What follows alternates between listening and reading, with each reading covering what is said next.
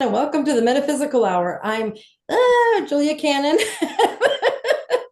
and this is our official co-host, Tracie Mahan. Hi. Woohoo! I don't know. Yeah. I wanted to do something too. You were like, yeah. Well, yeah. Mercury isn't in retrograde anymore. What's happening here? Pluto is in retrograde. You might have to do the energy update because I did not Well, look I at was reading, and I'm trying to remember what I read. I read about it earlier today. It's like it's going to be in retrograde for 5 months, and it's only coming. It's only happens once in our life. It's only happening once in our lifetime. It's like it's 200 years since it's Wow. but apparently, gosh, what did I read? You guys in there, if you guys will know more about it, so jump in if you have anything. But it's like it's bringing up, because that's what retrogrades do, they bring things back. So it Yeah. was stuff about like things that we thought were gone. It's kind of pulling them back to um look at them again. But it's exactly the man, gosh, I just read that. I heard that was all of 2024, was everything's coming to light and everything's coming back around. And So maybe that's why, I is think because so. of Yeah. this happening, this being the big piece right here. So, but it was like all these things. It was like a lot of karmic stuff, a lot of stuff, just pulling it back. Maybe it's one more visit, like you said before. It's like looking at it one more time. Just one more. Just take one more look.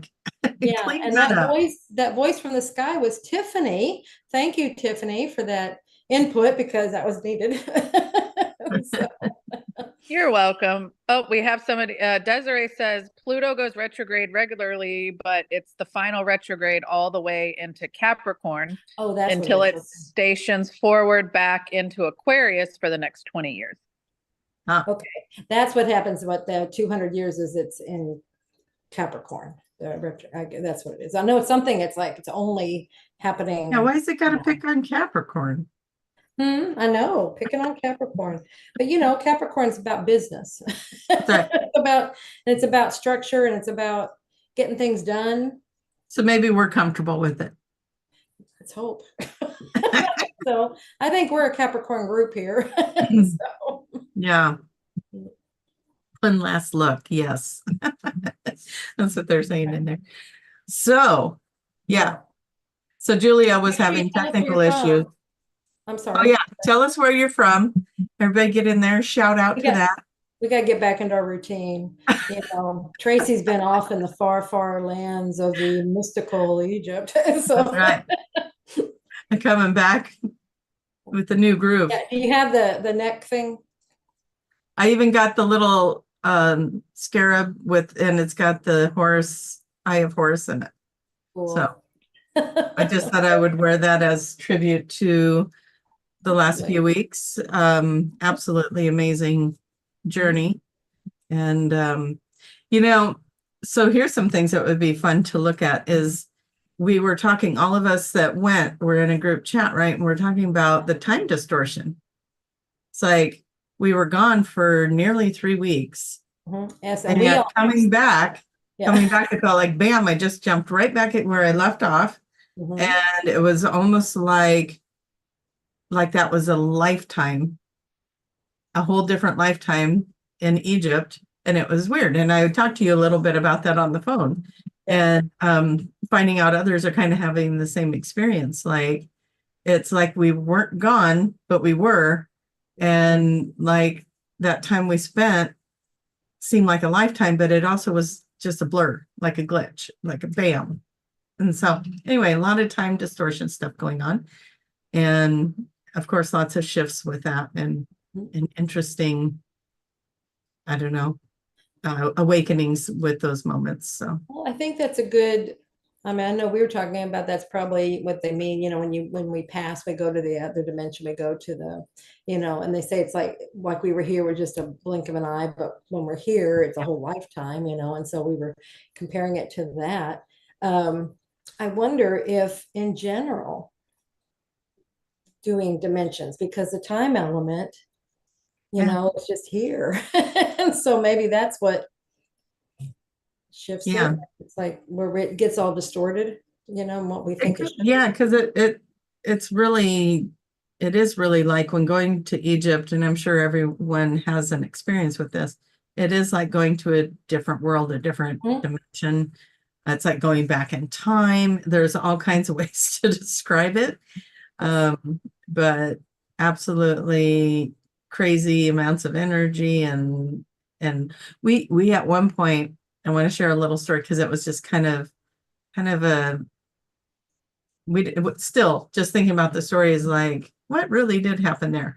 So we were on the little Nile cruise ship, and they have a area where there's a lounge, and there was a group of us, maybe half of us were up at the lounge, and we were just sharing and, treating it like our living room and just hanging out there.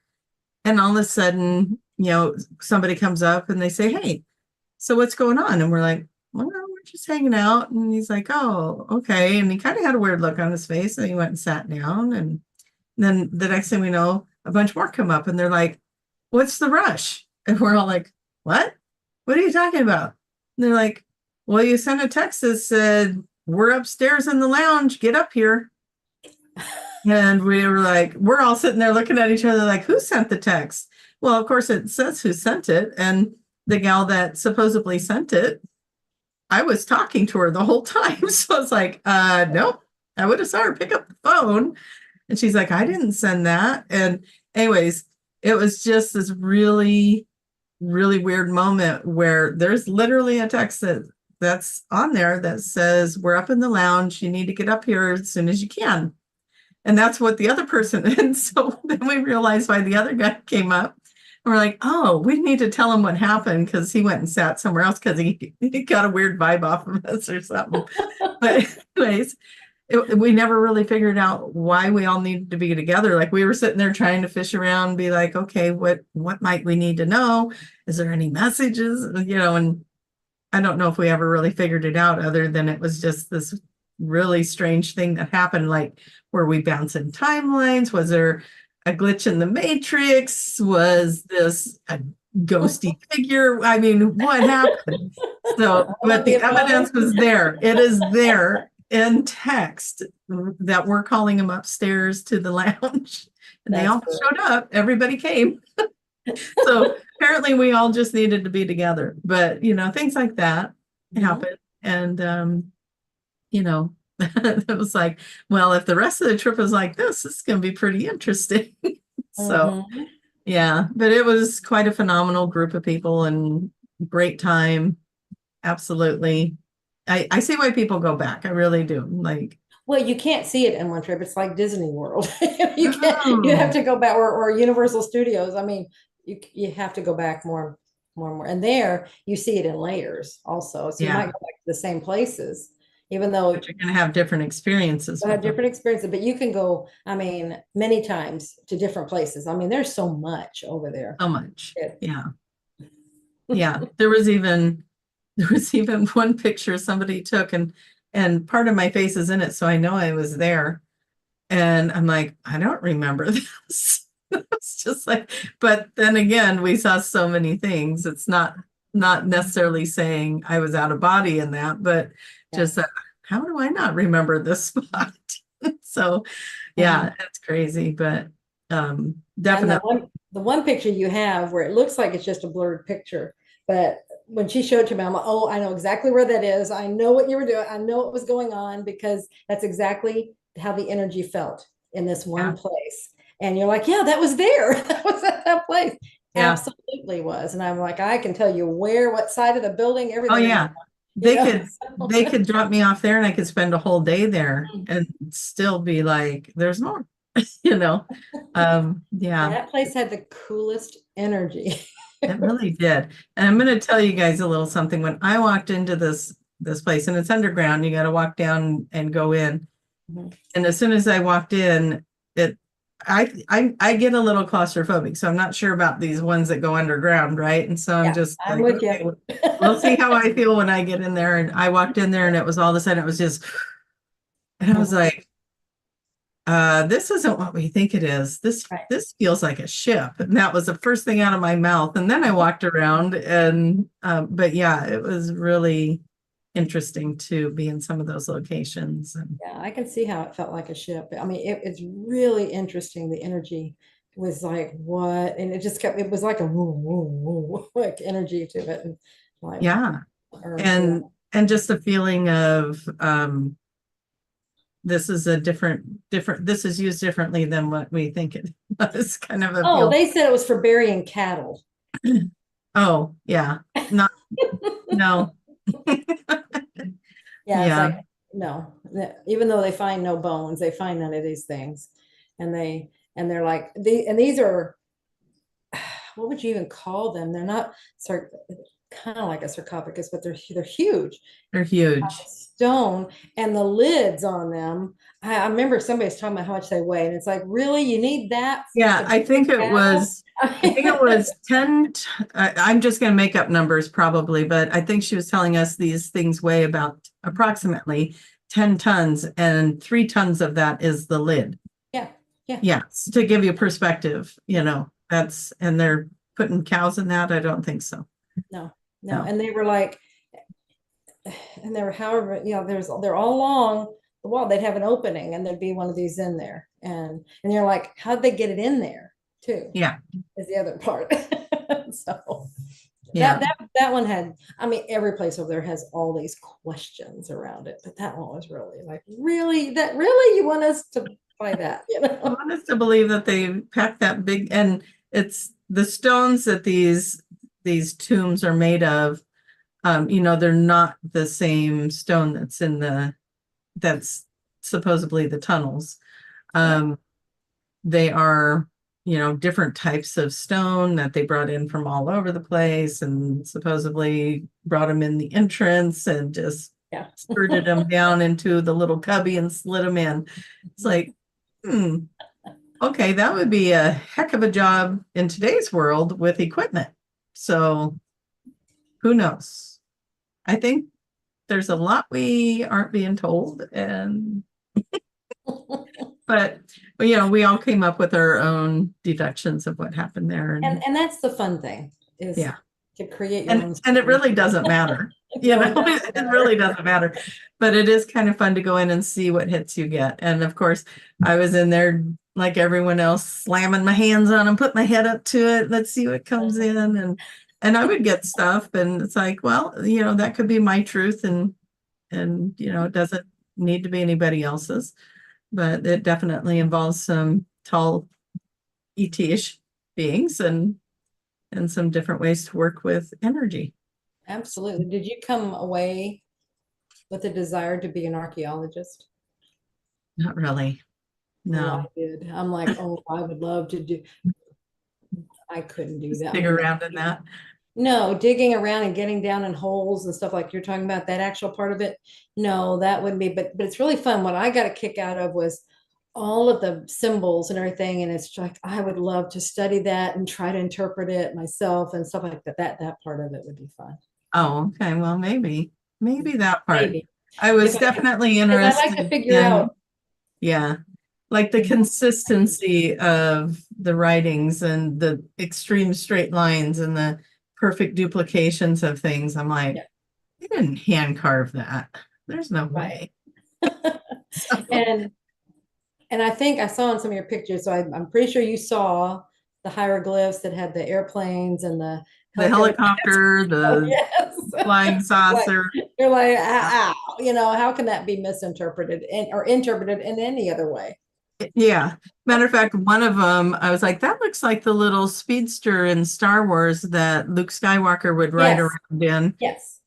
Before he became Luke Skywalker, when he was on the planet with his uncle and aunt. And I was like, and I even pulled it up to show one of the people, because they're like, I don't know if I remember that. And I'm like, here, I'm pulling it up on my phone going, yeah, that looks the same. So, these ideas come from somewhere.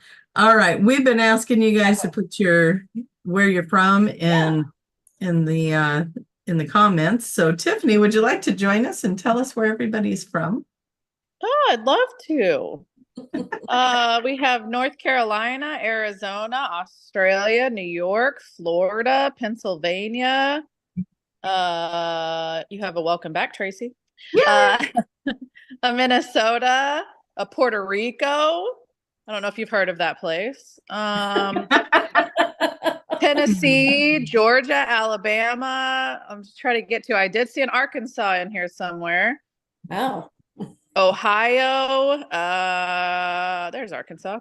Oh, a couple of Arkansas. Oh, wow. Arkansas is popular today. Getting a fan club over there. Yeah. Washington. See me, guys.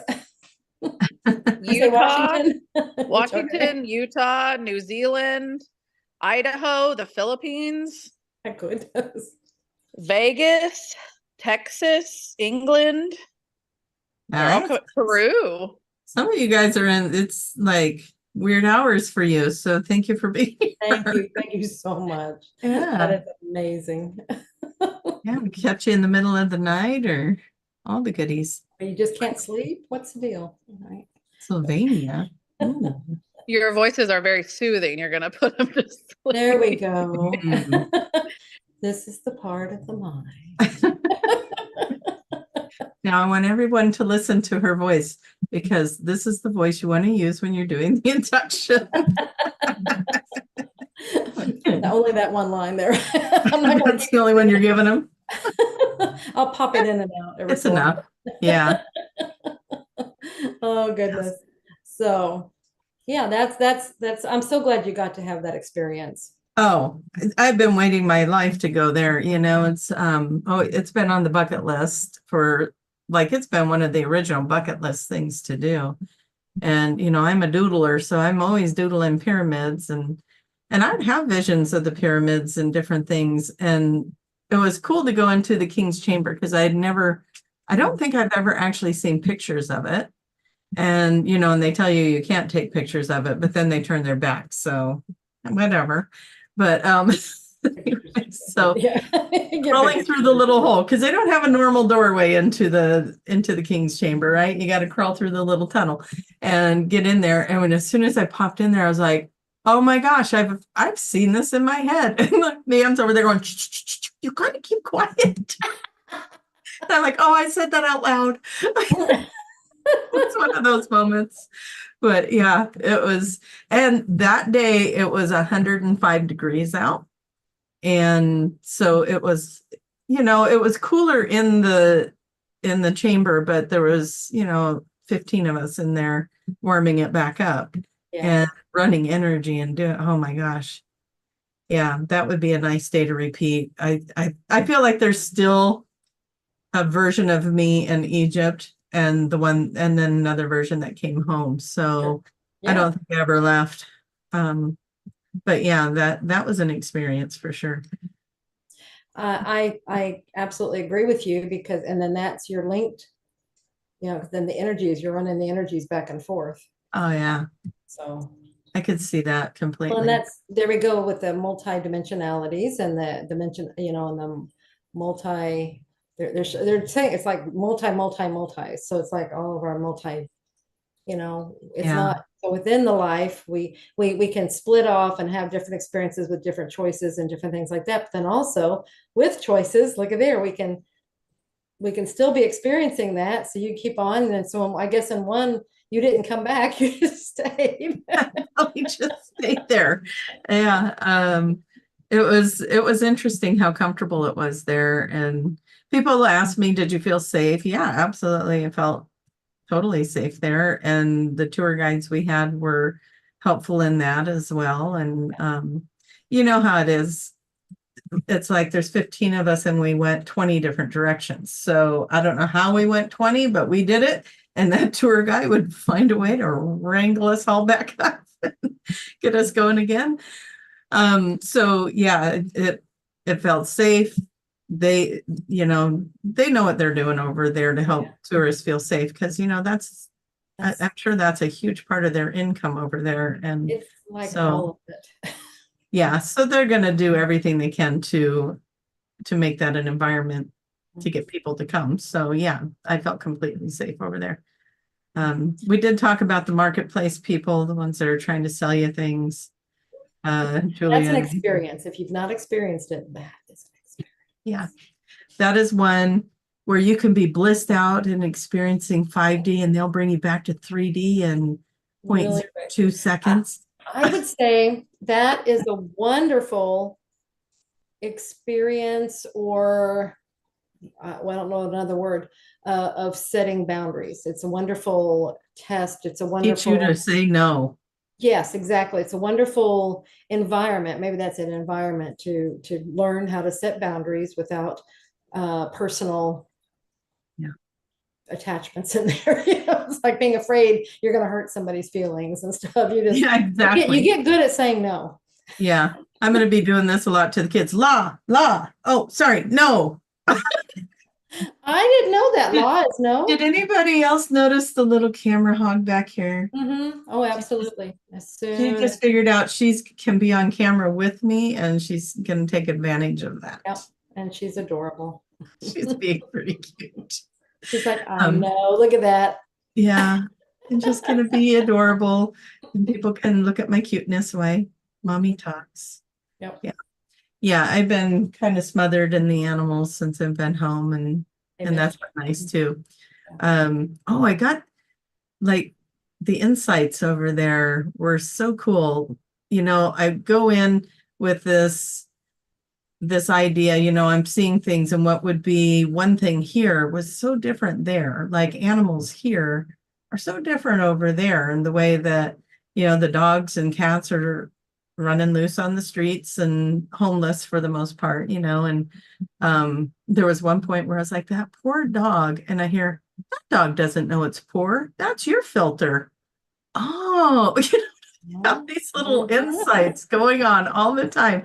And I was like, this person doesn't know that person, that's your filter. And it was really pointing out my filters and how I was perceiving things. And so when I cleaned that up, oh my gosh, it changed the experience. It's like, it was like, then the animals seemed happy. Once I did that, they weren't mirroring to me, poor dog. They were happy, healthy, running around. And I wasn't seeing any skinny dogs or anything. They were all plump and happy and very free. And very free. And they were being loved by everybody. And it was like, oh, they really love this life. Okay. And everybody's feeding them, and they're getting more than enough. And it just really changed it. And then I got to feed a little puppy a piece of pizza, and that just made my day. It was like, I got to feed the puppy. And it was so excited to get that pizza. And it was like, wasn't the best thing to feed the puppy, but it was, I had leftover pizza, and there was this little puppy. So anyways, all the things. But when I shifted my way of receiving, and we get programmed, by the way, that program came from television shows saying these people need help and poverty and money and and they're fundraisers and all the things, and you get this program that this place is in poverty. And then you get there and you find out a whole different story, and it's like, oh, well, these guys all seem happy and healthy and loving their lives, and they seem like happy people. So yeah, and they're living their lives, and they're doing their work, and they're that's how it is. Yeah, and they like sharing it, and they're I don't think I met a mean person the whole time I was there. I know I didn't. Yeah. Other than us when we got grumpy in the morning going, you want us to wake up at what time? Yeah, exactly. Some of those start times were 4 a.m. Yeah, exactly. Like, what are you thinking? Yeah. So yeah, we were probably the mean people. Yeah, but as far as Egypt, everyone there was so gracious and kind and helpful, and they all want paid for things. You touched my horse, give me $1. But when you understand that that's their livelihood, and that's how, that's it. And you just be prepared and go with some money, go with some small bills, and pay them to pet the horse. It's all good. So yeah. Anyway, what else do we want to talk about? Well, we can see if there's any questions. We could see. We have one question. Okay. Oh. This is from Ellie. What are your guys' thoughts on timelines holding energy of past events and having certain traumas and or upsets from past years affect us heavier at the time of year they happened. Also, how would you go about healing that? I'm going to have you read it again because I was trying to write it down. Yes. Timelines holding energy of past events. Timelines holding energy of past events and having certain traumas and or upsets from past years affect us heavier at the time of year they happened. Oh, okay. Also, how would you go about healing that?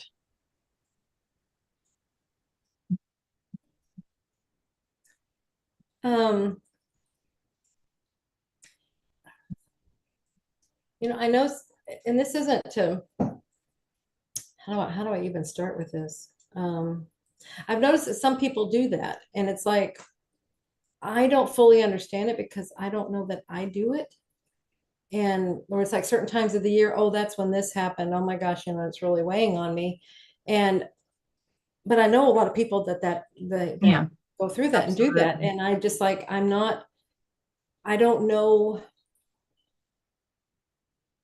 if it's a dwelling in the past, or if it's just something, does it just come up at that point and you never had thought about it, and all of a sudden here it is.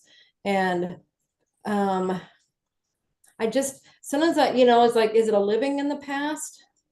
Is it not being in the now? To me, it's like, if you're in the now, the other times they're not encroaching in there. You're just staying here. You're not worried about the future, and you're not dwelling in the past. You're just here. Well, but when something comes in, it's like, let's play with this, because you're right. When you're in the now, then you're probably not going to be affected by that. But if you haven't healed it, then I could see where that anniversary date or that time frame could be. If your higher self is trying to get you to heal it, it's going to get louder and louder and louder. Okay. Yeah. Yeah. So then, what just came in is look at it just like an illness or like anything. It's like, what are you trying to tell me? What do you want me to know? And then just talk to it, talk to the event, talk to, it's an energetic thing. Everything is energy. So there's something energetic in there.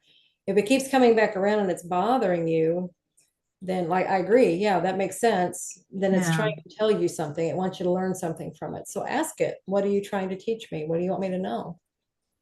And when you talk to anything like that, because our tendency is to run and hide and I don't want to look at you. And then it just builds up and it goes, keeps coming back around. But if we will just look at it, I mean, we do that with our fear, we don't want to look at it. But if we'll just look at it and talk to it, it actually diminishes and it actually talks. and it tells you what it's trying to teach you.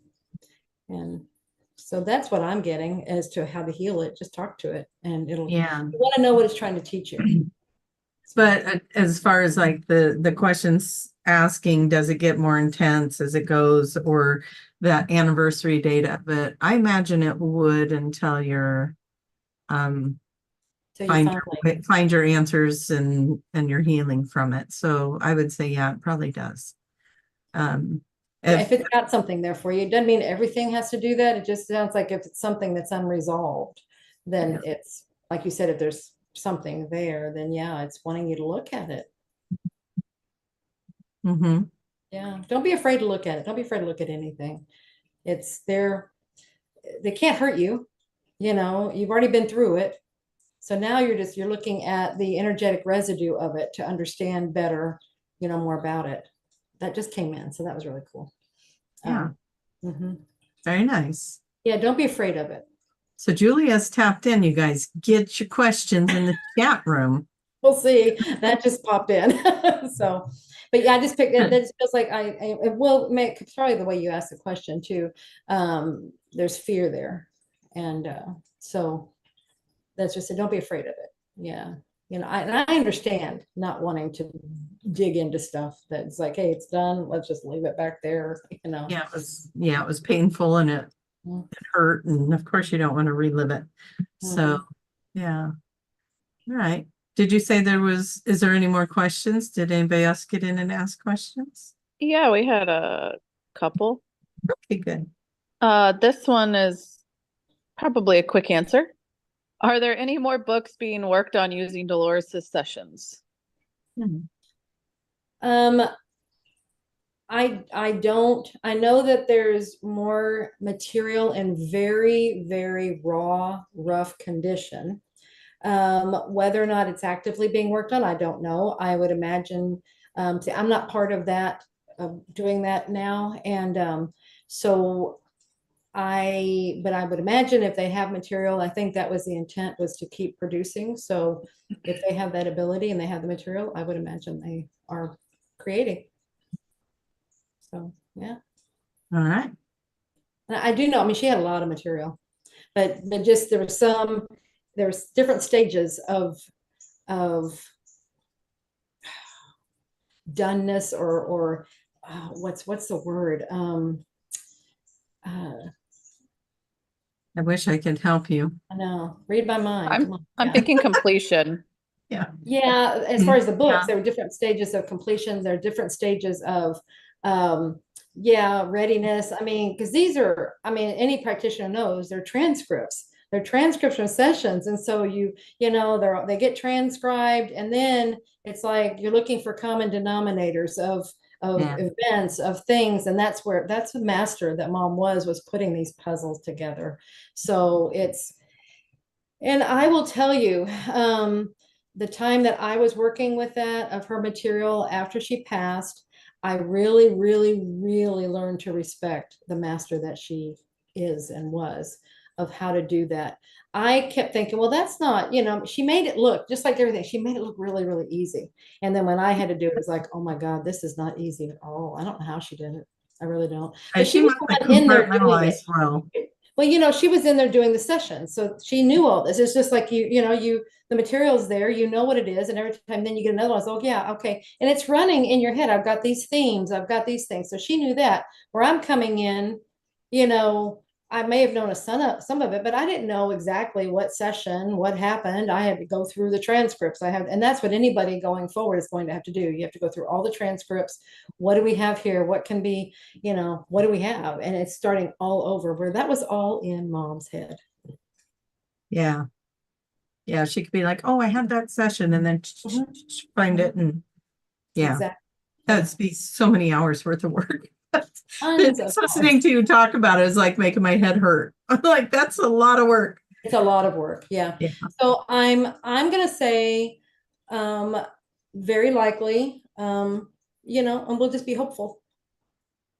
But yeah. Very cool. All right. What else? We're looking. Is that question to me? Or is yes, can't you tell I'm looking at the little square that has your name on it? Properly. Oh, Miss Tiffany. Ding dong. No. Princess Tiffany from the high realm above is what I would like to. That's right, because she's in the cloud. She is in the cloud. Princess Tiffany from the high realm above. Do we have anything else? Any questions? Yeah, now they're all popping in. But but this is from Sarah from Vegas. It's more of a gratitude post. She was trying to tag on Instagram in April, and it was a testimonial video, and she's not sure it went through, but her intention was to send lots of love and gratitude to Julia, Kaya, Jenny, and Summer. Aww. Having a blast learning, wanted you all and everyone to know just how special level 1 and 2 training are. So thank you. Beautiful. Thank you, Sarah. That is, thank you. That is really, really. And if you're in Vegas, go to Sarah for a session. There you go. There you go. All right. What questions do we have, Princess Tiffany, from the high realms of the goddess bouquet of clouds and mysterious things? Oh, I like this. Just keep now, Mom. You're gonna have to add to it. It's that game where you have to say what she said, and then you have to add to it. This is fun. Yeah. I like this. This is gonna get real. Yeah, I wasn't paying attention.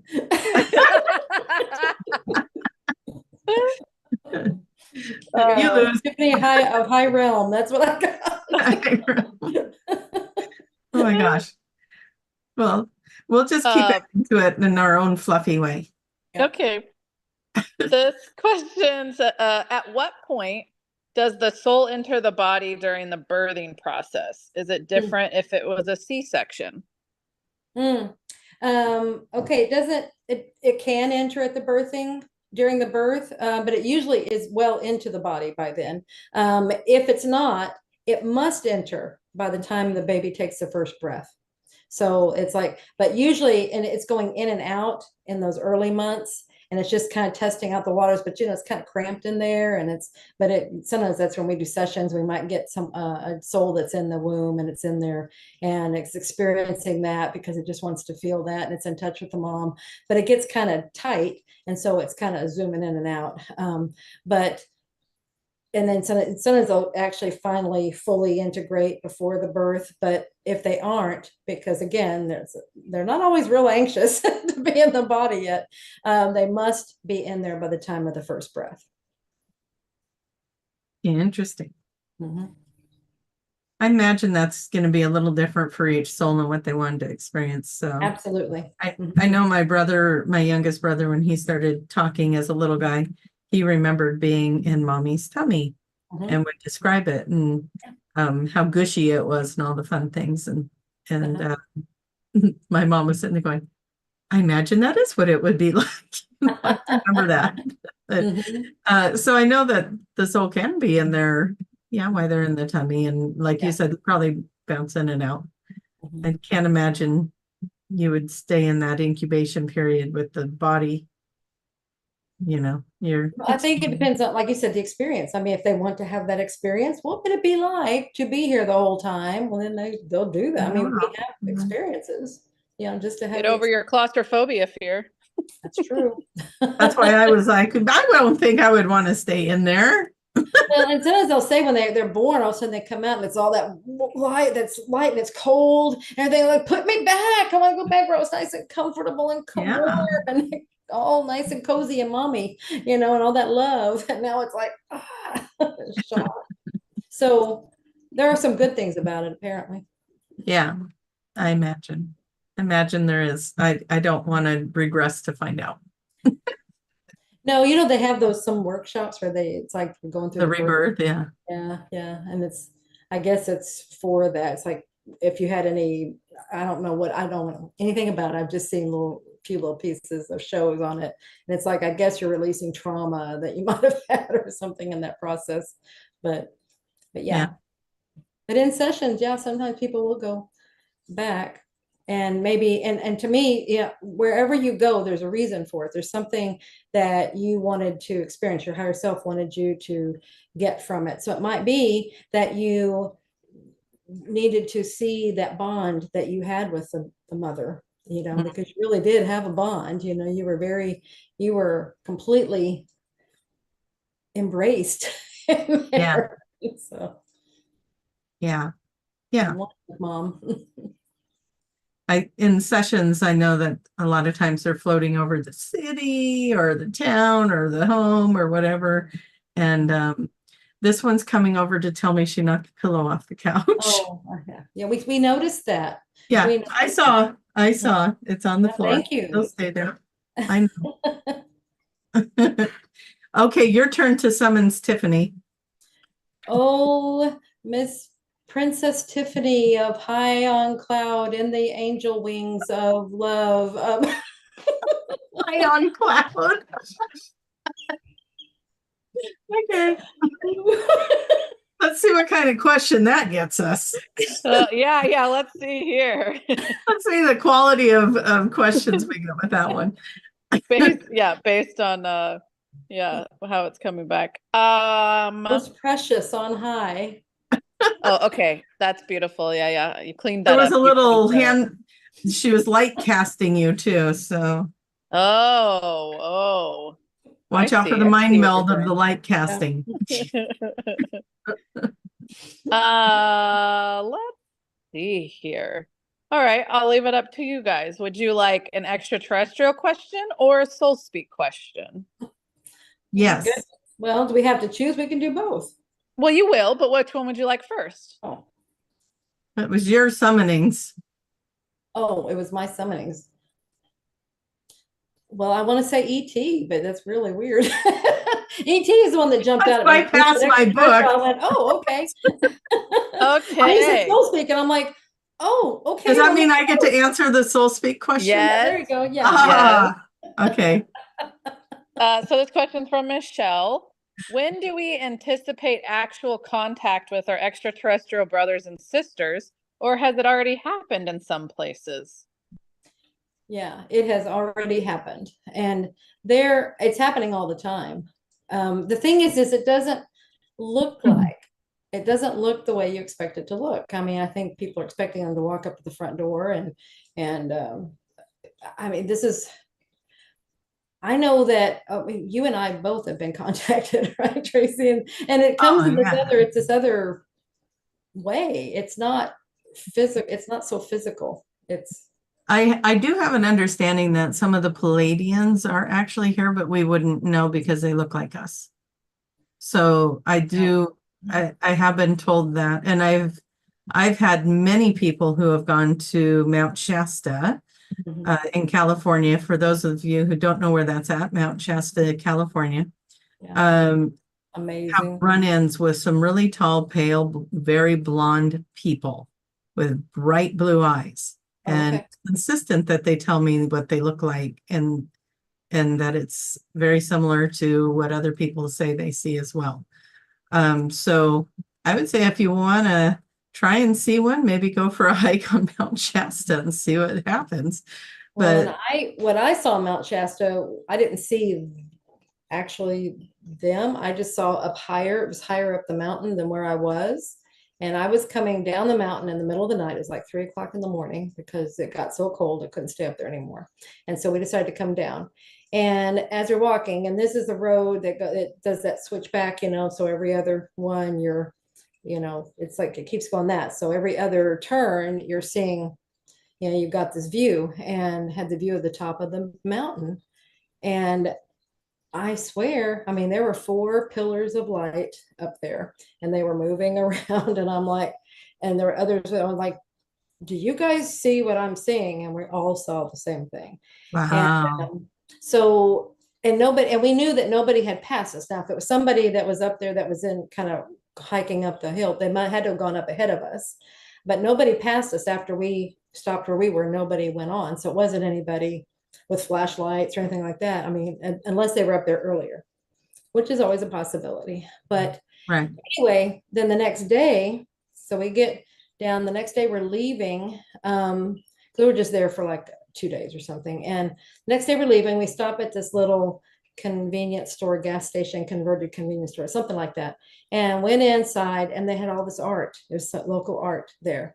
And there were several pieces showing these little beings, and they show the mountain back there. I'm like, and it was 4. And I'm like, somebody else has seen this. Exactly. So that's such confirmation. Absolutely. But that's really cool. I don't remember, we've been there. I don't remember seeing tall, blonde, blue eyes. I didn't see them, but I probably had at least 5 different people tell me stories of, when I was on Mount Shasta, I ran into this couple, and they were, and they would describe them. And then the next person would tell me, I had a weird encounter, and I was sleeping in my car, and I saw this tall being, and they were, and they described the same thing. And it's like, how interesting. So, well, that's cool. Yeah. But otherwise, I mean, I've had, when I'm in that, I know now it's Theta, we're in that Theta state. It feels like it feels like you're asleep, but you're not asleep. But so you don't feel like you're asleep. It's like you're in the dream state kind of thing, but it's so real. And that's where I encountered a mantis being. It was just right there. And it was, anyway, this whole encounter there. And that's the way I see right now, the encounters are that way. And so it's not necessarily the way we think it'll be, and that's what I mean by that. It's like it'll be in these, when we've got the conscious mind kind of subdued, then we can connect. Yeah. I mean, like you said, there's so many ways for them to contact us or be connected to us. And if this question's towards when will we physically see, like an Arcturian standing in front of us, when we're no longer afraid to see that. Exactly. Yeah. And we might sit there and go, I'm not afraid. I'm not afraid. Oh gosh. It'd be a different thing if it was standing in front of you. It might scare you or Totally. intimidate you, and the energy might be too intense for us to handle because they have a lot of energy. And so they're waiting for us to be vibrationally ready. And then you guys will be like, when are these guys going to go home? They're going to be like, we want to come and tour Egypt. No. But yeah, it's my understanding that we do have something more like you would see in Star Wars coming, where they have the planet where all the different ones beings are interacting and coming together. Yeah, we have something like that in our future, from what I understand. So yeah, something you said a minute ago made me think of. That's what you said. It's like, yeah, when we no longer have the fear. And they have told me, I mean, I was tapping into a craft up at East City Ranch when they were trying to do the sky watch and everything. And I just stayed out and I was just, tapping in, and there's a ship right up here. I could feel it, I could sense it and everything. And I'm just like, so what, what are they? And they're just kind of like, but they've told me so many times, we are ready to be seen by those who are ready to see us. We are ready to communicate with those who are ready to communicate. So it's just a matter of when we are ready. They're right there. They're ready all the time. And then the fear thing, when I think it was Close Encounters of the Third Kind. Okay. When that movie came out, that was just, I mean, you were a baby. I remember the movie. Yeah. Yeah. Okay. Yeah. And that was just like, I mean, that was such a pivotal time, everything was changing. And that movie just was huge. And I remember coming home from that and I'm like, oh my gosh, that is real, that we have, because that was the do. Yeah, that was that one. Okay. And I went to bed that night going, I am so ready. I know, because Mom was getting enough material. She was getting material and everything. And what she had gotten at that point was, they know you better than you know yourself. They know if you're ready. And so I'm like, I am ready. I'm ready to see you. And I'm singing the tune in my head. I'm going to sleep and I'm da da da da da da da. Something fell off of the dresser. I hear something fall and I'm like, oh, I'm totally freaked out. It's a total fear. And I'm like, okay, maybe I'm not so ready. Maybe I'm not. You'll know when I'm ready. It's okay. It's all, I leave it to you. Yes. So, on our trip, there was one morning where multiple of us woke up in the middle of the night. And it was right around 2 a.m. I ended up waking up at 3 a.m. and going, oh, I need to make a message for everybody. So I recorded a little Daniel thing and sent it to everybody so that they would have it to start their day before we went on our excursion. And so I didn't know this was happening with everyone else. And so then they all started talking amongst each other going, you got up early too? You woke up too? And they're like, and when I sent it right away, somebody hearted it. And I was like, oh no, I hope I didn't wake somebody up, and they're like, oh no, we were up. So we were asking what happened that night. Why did everybody seem to be awake or have, come awake? And they're like, well, you wanted to remember that you went on a ship. And so then we went to somebody else that didn't hear that yet. And that was, she did muscle testing. And so we muscle tested her and said, did we all go on a ship? And sure enough, it was a yes. And it was like, oh, that's so interesting. And, we leave ourselves those little clues, like waking up or, and that many of us waking up. How interesting. It wasn't everybody, but everybody went on the ship. And so it is interesting. They are coming and they are gathering us up for things or taking us with them on a ship, or, when we are in our sleep state, we go and do things in our sleep state. But more and more, as we are getting more comfortable with it, we're getting to remember. And that was happening too. Dream states. Dreams have been like, I have so many people telling me their dreams lately. And it's like, wow, this is really interesting. Like everybody's been telling me about their dreams. And the dreams, if you sit there and really listen to them, it's like, you were on a ship. You were with some aliens. Okay. And one guy today was telling me literally in his dream, he goes, well, I was in this room with men. Well, they weren't really men. I think they were aliens, you know, and da, da, da, da, da. So we are going and we're getting to remember a little bit more. So if you do want that encounter, ask to remember it because you're probably having it and that's why it's on your mind. Yes. What I'm going to say about that. Let's do the soul speak question. And if we have time, then it picks up on that and about something on Monday night. So I'm just going to see if anybody. So, okay. Soul speak first. What comes to mind regarding soul speak about the condition hyperflexibility, hypermobility, loose joints? Okay, was this yours, Tracie? Or you? So I gotta write it down. Hyperflexibility and hyper what? Mobility? Mobility and loose joint. Yeah, loose joints. And loose joints. Yeah. Well, I guess the loose joints is in parentheses, so I think that's just explaining what that means. Yeah, actually, see, the loose joints says more than those other words. Yeah. And that's how all this works. If you'll just describe what it is rather than using the medical terms. That's true. Yeah, because when I was in Egypt, I had a kidney stone because I like to do those for some reason. And when I asked why is that there, they said, how would you describe it? And I said, it was unspeakable pain. And they said, now go there. Go to the unspeakable pain. Exactly. So do that. Describe what is it like with the loose joints? What is that like for you? When I think of that kind of stuff, to me, what pops in is where do you need to adjust your boundaries? You're a little too loose with some of your flexibility. Maybe you're missing out on something that you would like to do because you're trying to make everyone else happy.